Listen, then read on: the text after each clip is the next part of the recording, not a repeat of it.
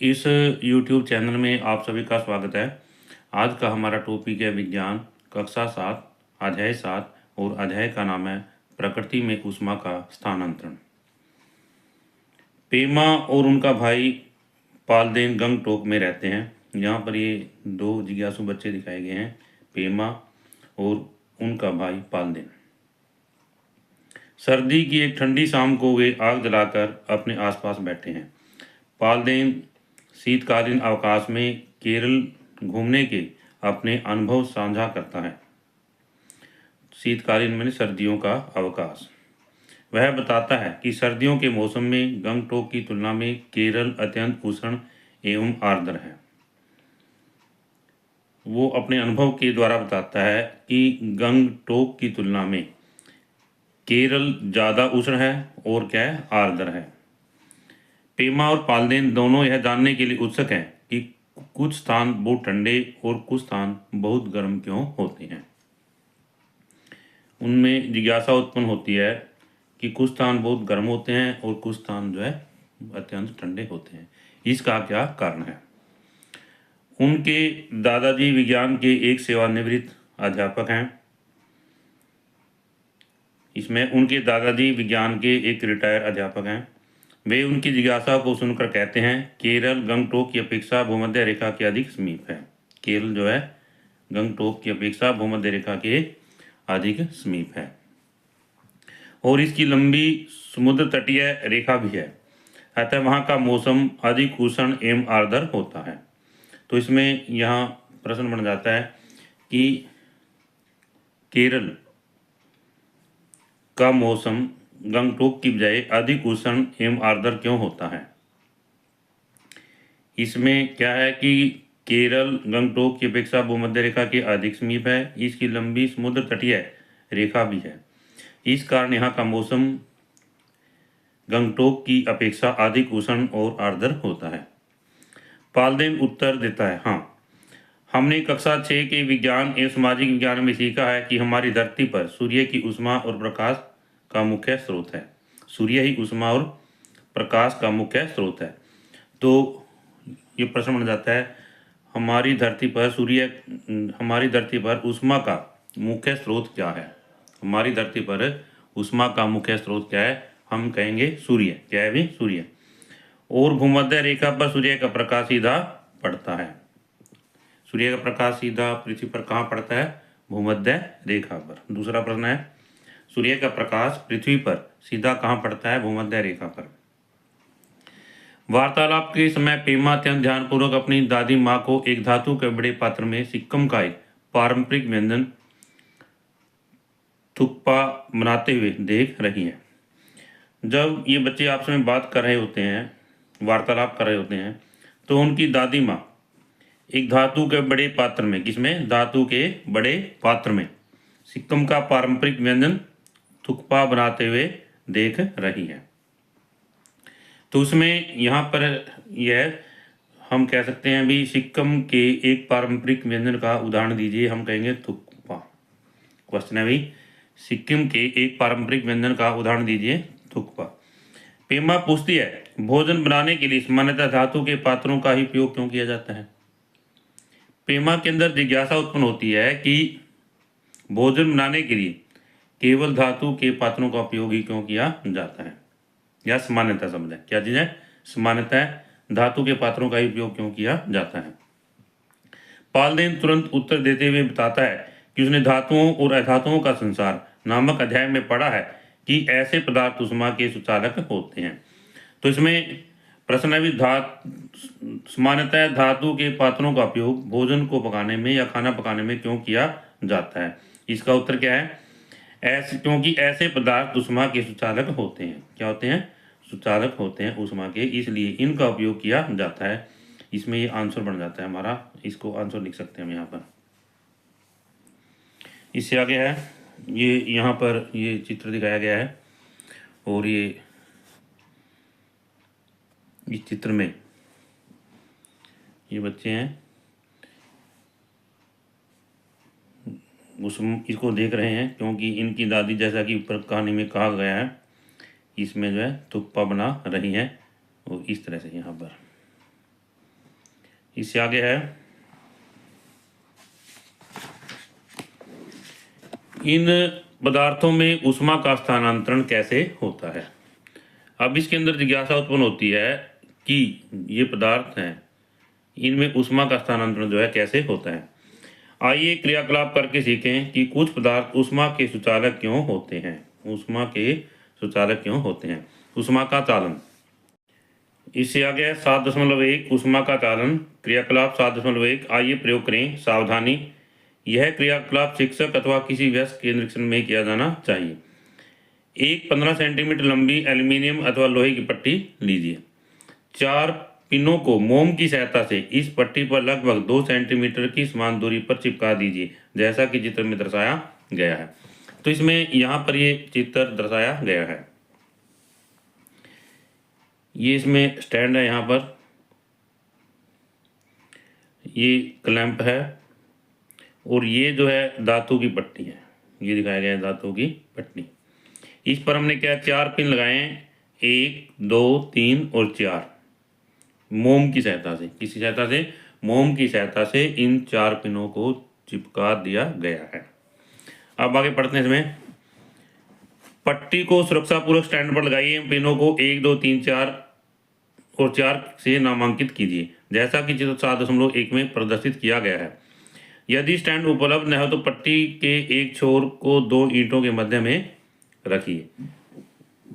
पट्टी के अंतिम छोर को स्टैंड से दूर मोमबत्ती अथवा स्पिरिट लैंप से गर्म कीजिए।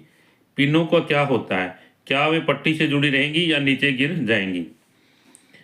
पिनों के नीचे गिरने के क्रम का अनुमान लगाइए।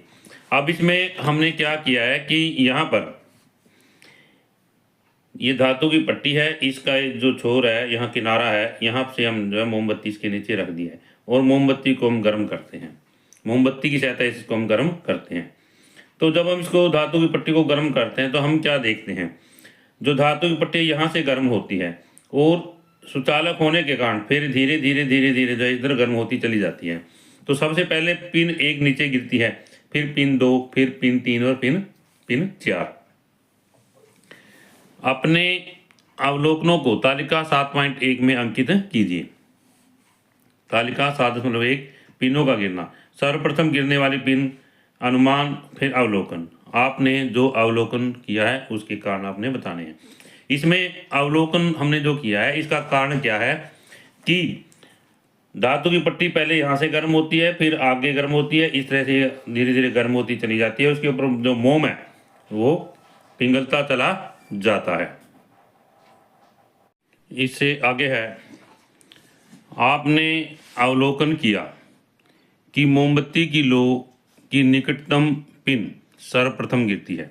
क्या है भी, हमने देखा कि मोमबत्ती की लो की निकटतम पिन यानी पिन 1 सबसे पहले नीचे गिरती है, उसके बाद में पिन 2, फिर पिन 3 और अंत में पिन 4 गिरती है।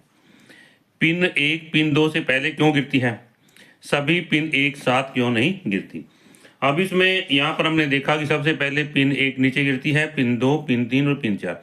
तो इसमें सवाल मन के अंदर आता है, उत्सुकता आती है कि पिन 1 पिन 2 से पहले क्यों गिरती है। आप अपने अवलोकनों से क्या निष्कर्ष निकाल सकते हैं। क्या आपको लगता है कि धातु की पट्टी में ऊष्मा का स्थानांतरण उस सिरे से हो रहा है जहां से धातु की पट्टी को गर्म किया जा रहा है।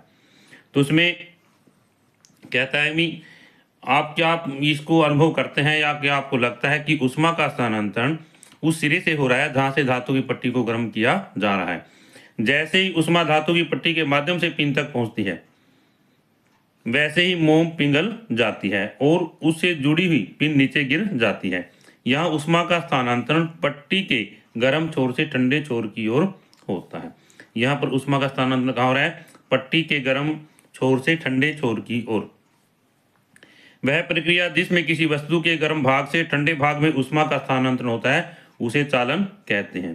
तो इसमें ये प्रश्न है यहाँ पर कि चालन किसे कहते हैं। प्रश्न क्या है भी, चालन किसे कहते हैं।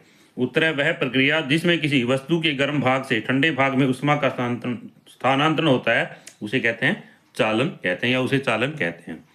इस प्रक्रिया में जो कण गर्म हो जाते हैं वे अपनी ऊष्मा को अपने से अलग कण को स्थानांतरित कर देते हैं और यह प्रक्रिया इसी प्रकार आगे बढ़ती जाती है, जबकि कण स्वयं अपने स्थान पर ही रहते हैं। चालन एक ऐसी प्रक्रिया है कि जो कण गर्म हो जाते हैं वे अपनी ऊष्मा को अपने से अगले कण को स्थानांतरित कर देते हैं, और यह प्रक्रिया इसी प्रकार आगे बढ़ती रहती है, जबकि कण स्वयं अपने स्थान पर ही स्थिर रहते हैं। कण अपनी स्थिति नहीं बदलते। तो इसमें जैसा कि यहाँ पर ये चित्र में दिखाया गया है, दर्शाया गया है, जब हम मोमबत्ती की सहायता से धातु की पट्टी को गर्म करते हैं तो सबसे पहले इसके पास वाले कण जो है गर्म होते हैं, और जब ये कण गर्म हो जाते हैं तो ये अपनी ऊष्मा को अपने पास वाले कण से स्थानांतरित कर देते हैं, अपने पास वाले कण को स्थानांतरित कर देते हैं। तो इस प्रकार वो कण भी गर्म हो जाता है, तो वो कण क्या करेगा, फिर उसके पास में जो दूसरा कण है ऊष्मा को उस कण को स्थानांतरित करेगा। इस तरह से धातु की पट्टी जो है धीरे धीरे सारी गर्म होती चली जाती है। आगे इसमें ऐसे पदार्थ जो ऊष्मा को अपने में से सरलता से संचरित होने देते हैं वे ऊष्मा के सुचालक कहलाते हैं। तो यहाँ पर एक प्रश्न बन जाता है, सुचालक क्या होते हैं, या ऊष्मा के सुचालक हम किन्हें कहते हैं? इसका उत्तर है ऐसे पदार्थ जो ऊष्मा को अपने में से सरलता से संचरित होने देते हैं वे ऊष्मा के सुचालक कहलाते हैं। हम भोजन बनाने के लिए धातु से बने बर्तनों का उपयोग इसलिए करते हैं कि सभी धातुएं ऊष्मा की सुचालक होती हैं। प्रश्न है भी, हम भोजन बनाने के लिए धातु के बर्तनों का उपयोग क्यों करते हैं? यहाँ से है, हम भोजन बनाने के लिए धातु के बर्तनों का उपयोग क्यों करते हैं? तो इसका उत्तर क्या होगा हमारे पास में, हम भोजन बनाने के लिए धातुओं के बर्तनों का प्रयोग इसलिए करते हैं क्योंकि धातुएं जो ऊष्मा की सुचालक होती हैं। ठोस पदार्थों में ऊष्मा का स्थानांतरण मुख्य रूप से चालन प्रक्रिया के द्वारा होता है। इसमें एक प्रश्न और बन जाता है कि ठोस पदार्थों में ऊष्मा का स्थानांतरण मुख्य रूप से कैसे होता है? चालन प्रक्रिया के द्वारा। ठोस पदार्थों में ऊष्मा का स्थानांतरण मुख्य रूप से किसके द्वारा होता है? चालन प्रक्रिया के द्वारा। ये इसका उत्तर है। यदि हम धातु की पट्टी के स्थान पर लकड़ी अथवा कांच जैसे पदार्थों से बनी पट्टी का उपयोग करते हैं तो क्रियाकलाप 7.1 में पिन नीचे नहीं गिरेंगी। यदि हम यहाँ पर हमने क्या किया था, धातु की पट्टी ली थी, और अब यदि हम धातु की पट्टी की अपेक्षा लकड़ी की पट्टी या कांच की पट्टी लेते हैं और इस प्रयोग को दोबारा दोहराते हैं तो मोमबत्ती की सहायता से हम उसको गर्म नहीं कर सकेंगे और पिनें जो है नीचे नहीं गिरेंगी। क्या आप धातुओं और अधातुओं का संसार नामक अध्याय के आधार पर प्राप्त जानकारी का उपयोग करके इसका कारण सोच सकते हैं? इसका कारण क्या हो सकता है उस अध्याय के आधार पर कि धातुएं ऊष्मा की सुचालक होती हैं और अधातुएं ऊष्मा की कुचालक होती हैं। तो अभी हमने देखा कि जो लकड़ी है, लकड़ी की पट्टी है या कांच की पट्टी है, उसको जब हम गर्म करते हैं तो उसके कण जो है ऊष्मा का स्थानांतरण आगे नहीं करते। तो कहने का भावार्थ क्या है कि लकड़ी की पट्टी जो है ऊष्मा की कुचालक है, लकड़ी की पट्टी या कांच की पट्टी क्या है, ऊष्मा की कुचालक है, और उस कारण जो है मोम नहीं पिघलता। कांच और लकड़ी जैसे पदार्थ ऊष्मा को अपने अंदर से सरलता से संचरित नहीं होने देते और वे ऊष्मा के कुचालक होते हैं। मृदा और चीनी मिट्टी भी ऊष्मा के कुचालक हैं। तो यहाँ पर इसमें कुचालक पदार्थों के उदाहरण क्या है? कांच, लकड़ी, मृदा और चीनी मिट्टी। क्या है भी? कुचालक पदार्थों के उदाहरण क्या हैं? कांच, लकड़ी, मृदा और चीनी मिट्टी। इसलिए ऐसे कपों में रखी चाय अथवा काफ़ी अधिक समय तक गर्म बनी रहती है। अब इसमें ये प्रश्न और बन जाता है कि कप में रखी हुई चाय या काफ़ी अधिक समय तक गर्म क्यों बनी रहती है? इसका उत्तर क्या है? इसका उत्तर क्या है भी, कप जो है ऊष्मा का कुचालक है, इसलिए वो अंदर की गर्मी, जो चाय की गर्मी है, उसको बाहर नहीं जाने देता, वातावरण में नहीं जाने देता। इसलिए कप में रखी हुई चाय जो है लंबे समय तक गर्म रहती है, अधिक समय तक। आगे इसमें है, मैं अब समझ गई हूँ कि हम भोजन पकाने के लिए धातु के पात्रों का प्रयोग क्यों करते हैं तथा चाय अथवा कॉफ़ी पीने के लिए मिट्टी या चीनी मिट्टी के कप क्यों पसंद करते हैं। अब इसने हमें बताया था कि जो चीनी मिट्टी है या मिट्टी है, इसके बर्तन जो हैं चाय के लिए उपयोग किए जाते हैं कप के रूप में। उसका क्या कारण है कि उनमें चाय जो है अधिक देर तक गर्म रहती है। अपने आसपास की कुछ वस्तुओं की सूची बनाइए और उन्हें तालिका 7.2 में ऊष्मा के सुचालक अथवा कुचालक के रूप में वर्गीकृत कीजिए। अब हमने अपने आसपास जो वस्तुएं हैं हमने उनकी सूची बनानी है और उनको ऊष्मा के सुचालक या कुचालक के रूप में वर्गीकृत करना है। जैसे स्टील है ऊष्मा का सुचालक है, लकड़ी ऊष्मा की कुचालक है। इस तरह से हम यहाँ और भी वस्तुएं ले सकते हैं और उनको का वर्गीकरण कर सकते हैं सुचालक के रूप में और कुचालक के रूप में। क्या आपकी सूची में वायु सम्मिलित है? अगर यह सूची में है तो आपने इसे कहाँ रखा है? आगे इसमें आपने अनुभव किया होगा कि सर्दियों में स्वयं को गर्म रखने के लिए ऊनी कपड़े पहनना अधिक पसंद करते हैं। सर्दियां जब होती हैं तो हम कौन से कपड़े पहनते हैं? ऊनी कपड़े पहनते हैं। ऊनी कपड़े वायु को अपने अंदर छिद्रों में फंसा लेते हैं। वायु ऊष्मा की कुचालक होती है। वायु क्या होती है अभी? ऊष्मा की कुचालक होती है। अतः हमारे शरीर से प्रवेश की ओर ऊष्मा के प्रवाह को कम कर देती है। इसके परिणामस्वरूप हमें गर्मी का अनुभव होता है। इसी प्रकार से कपड़ों की परतों के बीच में उपस्थित वायु ऊष्मा की कुचालक का कार्य करती है और हमें गर्म रखती है। अतः हम एक मोटे कंबल के स्थान पर 2 पतले कंबलों को लेना अधिक पसंद करते हैं। तो इसमें जो ऊनी कपड़े हैं, ऊनी कपड़े गर्म क्यों होते हैं? ऊनी कपड़े गर्म क्यों होते हैं? तो इसमें उत्तर है ऊनी कपड़े वायु को अपने अंदर छिद्रों में फंसा लेते हैं और वायु ऊष्मा की कुचालक होती है। वायु हमारे शरीर की गर्मी को बाहर वातावरण में नहीं जाने देती और इससे हमें गर्मी का अनुभव होता है। अब इसमें यहाँ पर है कि 2 कंबल एक कंबल की अपेक्षा गर्म क्यों होते हैं? उसमें भी यही कहेंगे कि दोनों कंबलों के बीच में वायु की परत आ जाती है, वायु आ जाती है। वायु ऊष्मा की कुचालक है, इसलिए 2 पतले कंबल एक मोटे कंबल की अपेक्षा अधिक गर्म होते हैं। यहाँ पर ये चित्र दिखाया गया है।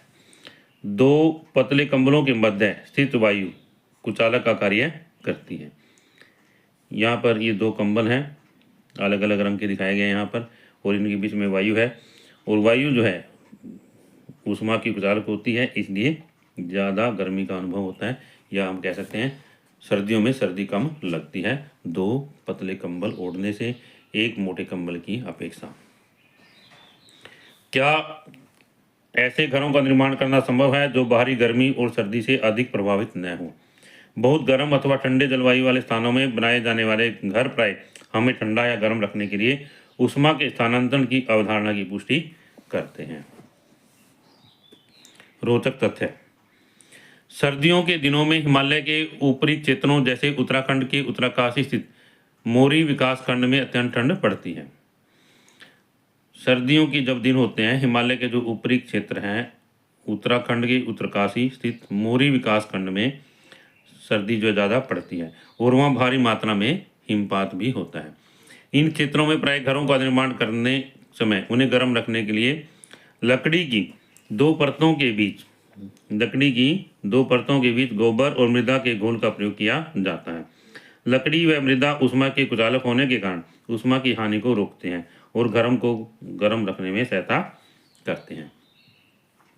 तो इसमें क्या है कि जो सर्दियां हैं, हिमालय के ऊपरी क्षेत्र हैं, वो बहुत ज़्यादा ठंडे हैं और उत्तरकाशी स्थित मोरी विकासखंड, वहाँ पर ठंड क्या है, बहुत ज़्यादा पड़ती है, हिमपात होता है वहाँ पर। इसलिए जब घरों का निर्माण किया जाता है तो लकड़ी की 2 परतों के बीच में गोबर या मृदा का घोल जो है प्रयोग किया जाता है। लकड़ी और मृदा ऊष्मा के कुचालक हैं और इससे जो ऊष्मा जो है घर की अंदर की ऊष्मा जब बाहर नहीं जाती और घर जो है गर्म रहते हैं।